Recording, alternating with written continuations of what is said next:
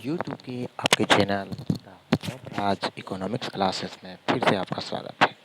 मैं आज पिछली वीडियो जो मैंने चैप्टर कंप्लीट किया उसका सॉल्यूशन लिखा मतलब कहने का मतलब ऑब्जेक्टिव क्वेश्चन जा रहा हूँ। सॉल्यूशन का मतलब ये नहीं, उसमें तो मैंने सारे थ्योरीज को बता दिया। अब जो मैं करूँगा वो इस थ्योरी का ऑब्जेक्टिव क्वेश्चन है जो बहुत सारे एग्जाम्स में पूछे गए हैं, वो आपको दिखाई दे रहा होगा। BSCB 2016, BSCB के खास करके जो बिहार सेकेंडरी एजुकेशन बोर्ड है, ठीक है, जेक का है, वो सारी चीज़ों में पूछा गया है, ठीक है। तो शुरू करते हैं आज का वीडियो, ठीक है। आज का वीडियो शुरू करने से पहले हम ये बता दें कि आप लोग यहाँ पे हम जो बताएंगे बार बार कहें उस क्वेश्चन को देखिएगा और जो मैं कहूँगा उस पर फोकस ज़्यादा कीजिएगा, ठीक है। और मैं जिस क्वेश्चन का जो आंसर बताऊँगा वही आंसर होगा, ठीक है। ज़रूरी नहीं कि टिक किया हुआ, अगर टिक किया हुआ भी सही हो, लेकिन हम जो बोलेंगे वही मेनली होगा, ठीक है। तो स्टार्ट करते हैं वीडियो। तो पहला क्वेश्चन है आज का कि व्यष्टि अर्थशास्त्र में सम्मिलित होती है। किसमें? व्यष्टि अर्थशास्त्र में सम्मिलित होती है। तो व्यष्टि अर्थशास्त्र माइक्रो इकोनॉमिक्स है। तो माइक्रो इकोनॉमिक्स में व्यक्तिगत इकाई, छोटे छोटे चर, वस्तु, व्यक्तिगत मूल्य निर्धारण, उपरोक्त सभी। तो मैंने कल ही बताया था कि व्यक्तिगत इकाई शामिल होता है, इंडिविजुअल यूनिट, छोटे छोटे चर शामिल होते हैं और व्यक्तिगत मूल्य का निर्धारण उसमें होता है। एकदम बिल्कुल क्लियर है। इसके साथ कॉन्सेप्ट का रिवीजन होते जाएगा। ज़्यादातर आंसर उपरोक्त सभी आएंगे, लेकिन कॉन्सेप्ट का पूरी रिवीजन हो जाएगा, ठीक है। तो ये इसका आंसर क्या हो गया? 4, ठीक है। नेक्स्ट में चलते हैं। नेक्स्ट क्वेश्चन है कि उपभोक्ता व्यवहार का अध्ययन किया जाता है। किसका? उपभोक्ता व्यवहार का अध्ययन किया जाता है। तो उपभोक्ता व्यवहार का अध्ययन सूक्ष्म अर्थशास्त्र में किया जाता है, आय विश्लेषण में किया जाता है, समष्टि अर्थशास्त्र में किया जाता है, इनमें से कोई नहीं किया जाता है। तो उपभोक्ता व्यवहार जो होता है, कंज्यूमर्स का बिहेवियर का जो हम लोग अध्ययन करते हैं वो सूक्ष्म अर्थशास्त्र में करते हैं, मतलब माइक्रो इकोनॉमिक्स में करते हैं। तो ऑप्शन ये होगा राइट आंसर। अगला क्वेश्चन है कि व्यष्टि अर्थशास्त्र के अंतर्गत निम्न में से किसका अध्ययन किया जाता है? व्यष्टि अर्थशास्त्र में व्यक्तिगत इकाई, आर्थिक समग्र, राष्ट्रीय आय। देखिए राष्ट्रीय आय भी आ गया और समग्र मतलब नेशनल इनकम की बात कर रहा है, और इकोनॉमिक एग्रीगेट्स का। तो ये व्यष्टि नहीं, समष्टि अर्थशास्त्र में किया जाता है। तो व्यष्टि अर्थशास्त्र में व्यक्तिगत इकाई, देखिए आ गया ना ऑप्शन ए। सब क्लियर हो जाएगा, इसमें फिर से रिवीजन भी हो जाएगा आपके क्लास का, ठीक है। चौथा क्वेश्चन है कि समष्टि अर्थशास्त्र के अंतर्गत निम्न में से किसका अध्ययन किया जाता है? तो समष्टि अर्थशास्त्र में हम लोग किसका अध्ययन करते हैं? तो समष्टि अर्थशास्त्र में हम लोग राष्ट्रीय आय का करते हैं, पूर्ण रोजगार का और कुल उत्पादन का। तो ऑप्शन राइट क्या हो जाएगा? डी ऑप्शन, मतलब चारों आंसर सही हैं, ठीक है। पांचवा है कि व्यष्टि अर्थशास्त्र की शाखाएं कौन सी है? ये भी मैंने कल बताया, कीमत, वस्तु कीमत निर्धारण और साधन कीमत निर्धारण और आर्थिक कल्याण, ठीक है। मैंने कहा था वस्तु कीमत निर्धारण के बारे में बताया था कल, साधन कीमत निर्धारण के बारे में बताया और आर्थिक कल्याण के बारे में बताया। तो राइट आंसर क्या हो जाएगा? राइट आंसर होगा आपका डी, ठीक है। इनमें से सभी रिवीजन हो रहा है ना, आंसर सर डी हो जा रहा है, तो डी हो जा रहा है, तो इसका मतलब आप लोग का ये रिवीजन भी हो जा रहा है, ठीक है, और कन्फ्यूजन भी दूर हो जाएगा। अगला क्वेश्चन है कि उत्पादन के निम्न में से कौन से साधन है? उत्पादन के निम्न में से कौन से साधन है? तो मैंने बोला था उत्पादन के 4 साधन है, भूमि, श्रम, पूंजी और सांस होता है, लेकिन यहाँ 3 ऑप्शन है तो तीनों सही होंगे, तो उपरोक्त सभी, ठीक है। अब है कि माइक्रोज जिसका अर्थ होता है छोटा, निम्न में से कौन सा शब्द है? तो माइक्रोज एक ग्रीक वर्ड था, कल मैंने 3 बार इसको बोला था, ये क्वेश्चन जरूर आएगा कहीं ना कहीं, आया, ठीक है। तो माइक्रो कैसा वर्ड है? ग्रीक वर्ड है, इसका अर्थ क्या होता है? सूक्ष्म, ठीक है। अगला क्वेश्चन है कि आर्थिक क्रियाओं के अध्ययन के संदर्भ में अर्थशास्त्र के 2 शाखाओं व्यष्टि और समष्टि में निम्न में से किसने विभाजित किया? देखिए कल बताया था ना कि आर्थिक शाखाओं के अंतर्गत समष्टि और व्यष्टि के अंतर्गत विभाजित करने का श्रेय जाता है रैगनर फ्रीस को 1933 में, ठीक है। तो राइट आंसर क्या हो गया? देख लिए, रैगनर फ्रीस, ठीक है। अब नेक्स्ट पे चलते हैं। अगला क्वेश्चन कह रहा है कि निम्न में ने किसने कहा कि अर्थशास्त्र धन का विज्ञान है? ठीक है, धन का विज्ञान किसने कहा? तो कल मैंने अर्थशास्त्र का जो विषय सामग्री थी उसमें मैंने बताया था कि किससे किससे रिलेटेड हैं और किसने क्या कहा था। तो मार्शल जो बोला था वो कल्याण से संबंधित, रॉबिन्स जो बोला था चयन या दुर्लभता से संबंधित, जेके मेहता बोला था आवश्यकता विहीनता से संबंधित, तो एडम स्मिथ जो थे उन्होंने कहा था क्या? धन का विज्ञान। ठीक है, धन से संबंधित रिलेटेड इन्हीं का था। सीमित साधन एवं असीमित आवश्यकता का विचार किसने दिया? ठीक है, साधन जो हैं वो सीमित हैं, आवश्यकता जो हैं वो अनंत हैं, इसका विचार किसने दिया? देखिए आ गया ना क्वेश्चन, इसीलिए कहते हैं। ठीक है, तो इसको रॉबिन्स ने दिया। ठीक है, मतलब चयन की समस्या यहाँ पे उत्पन्न हुई, तो इसको रॉबिन्स ने दिया। राइट आंसर सा होगा। ठीक है, अगला क्वेश्चन है कि निम्न में से कौन सी आर्थिक क्रियाएं अर्थशास्त्र की अध्ययन सामग्री के अंतर्गत सम्मिलित किया जाता है? कौन सी? या सीमित आवश्यकताओं से जुड़ी आर्थिक क्रियाएं, सीमित साधनों से जुड़ी आर्थिक क्रियाएं। असीमित आवश्यकता और सीमित दोनों को अलग अलग कर दिया है। ठीक है, ये दोनों एक ही साथ था, असीमित आवश्यकताएं और लिमिट साधन, मतलब असीमित आवश्यकताएं, हमारी आवश्यकताएं जो है वो अनंत हैं और उससे हम लोग सीमित जो हमारे पास साधन है, लिमिटेड साधन है, उससे हमारी आवश्यकताओं की पूर्ति होगी। तो दोनों जो होगा वो होगा क्या? अर्थशास्त्र की अध्ययन सामग्री। तो राइट आंसर सी। ठीक है, अगला क्वेश्चन है कि अर्थशास्त्र के जनक कौन? तो अर्थशास्त्र के जनक कौन है? अर्थशास्त्र के पिता कौन है? तो एडम स्मिथ। ठीक है, राइट आंसर। अगला क्वेश्चन है कि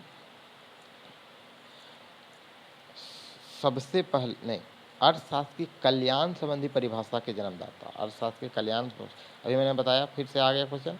तो कल्याण संबंधी परिभाषा किसने दिया था? तो अल्फ्रेड मार्शल ने दिया था। तो राइट आंसर बी हो जाएगा। ठीक है, अगला क्वेश्चन है, देखते जाइए आप क्वेश्चन। ठीक है, सबसे पहले माइक्रो शब्द का प्रयोग करने वाले हैं।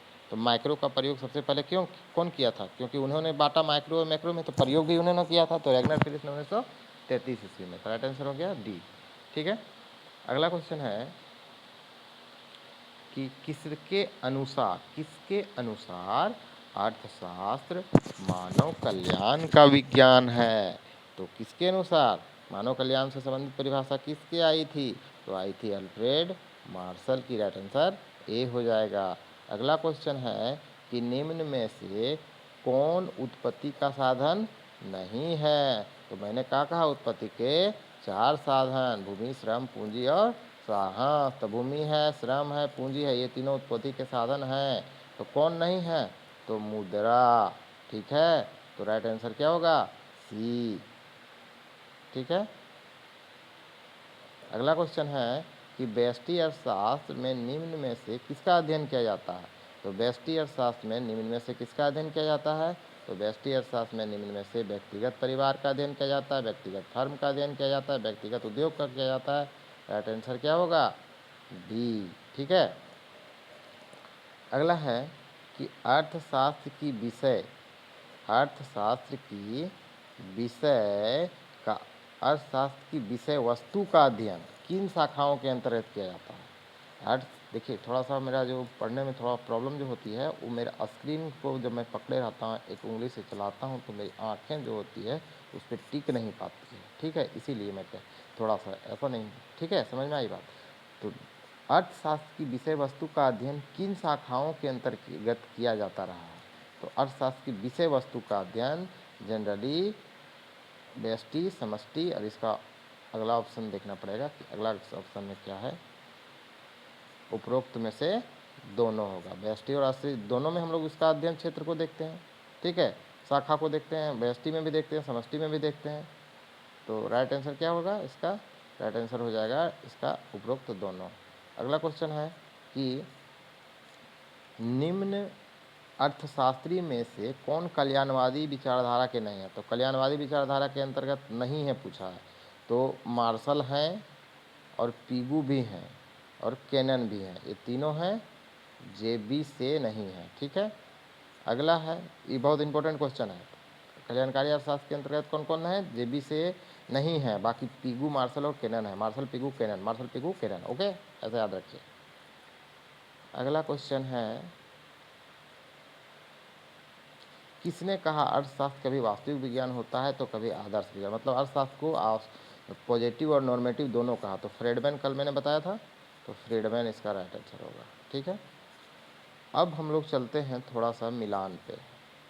ठीक है, सारे आंसर का जवाब हो गया, अब सही जोड़ा लगाइए। ठीक है, सही जोड़ा लगाइए। व्यष्टि अर्थशास्त्र, व्यष्टि अर्थशास्त्र किस में जाएगा? मिलाने वाला किधर है? व्यष्टि अर्थशास्त्र, देखिए व्यष्टि अर्थशास्त्र तो इसमें जाएगा, व्यक्तिगत फर्म में। समय आया। समष्टि अर्थशास्त्र पूर्ण रोजगार में,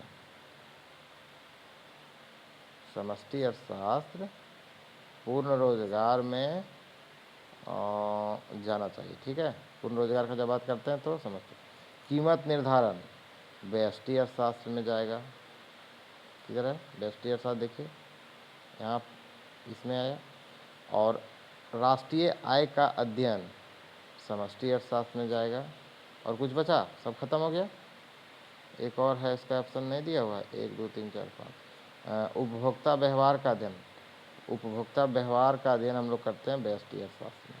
तो कहने का ये मतलब हुआ, पहला का हो गया द, दूसरा का या, तीसरा का स, चौथा का या आ वाला आ। ठीक है, और पांचवा का बा। मतलब देखिए व्यष्टि अर्थशास्त्र हम लोग व्यक्तिगत फर्म का अध्ययन करते हैं, ये वाला हो गया। समष्टि अर्थशास्त्र में हम लोग पूर्ण रोजगार का अध्ययन करते हैं, ये वाला हो गया। कीमत निर्धारण हम लोग करते हैं व्यष्टि अर्थशास्त्र में। ठीक है, और राष्ट्रीय आय का अध्ययन करते हैं समष्टि अर्थशास्त्र में। उपभोक्ता व्यवहार का अध्ययन करते हैं व्यष्टि अर्थशास्त्र में। ठीक है, तो ये मिलान हो गया क्लियर। ठीक है, और कोई क्वेश्चन है तो देख लेता हूँ। ये सब सारे एनसीईआरटी के क्वेश्चन भी हैं नीचे, और लॉन्ग टाइप के क्वेश्चन हैं। ठीक है, तो जितना ऑब्जेक्टिव था आज मैंने सारा क्लियर किया, 20 क्वेश्चन। ठीक है, अभी ये चल रहा है किताबी तौर पे। ठीक है, जब मैं धीरे धीरे चैप्टर्स ख़त्म करूँगा तो मैं खुद से क्वेश्चन को लिख के लाऊंगा, उसमें डिफ़िकल्टी का लेवल कुछ ज़्यादा होगा। ये एक रिवीजन के पर्पज़ से भी ये जितने सारे क्वेश्चन हैं वो दिए गए हैं। जैसे कि यहाँ जो उपरोक्त में से दोनों जो हैं वो ज़्यादातर रिवीजन के ही काम में आया है। ठीक है, अब यहाँ पे अगर भरने वाला रहेगा, तो भरने वाला क्वेश्चन है, देखिए यहाँ पे कि किधर गया, तो नहीं है इधर, कहीं दिखा ना भरने वाला।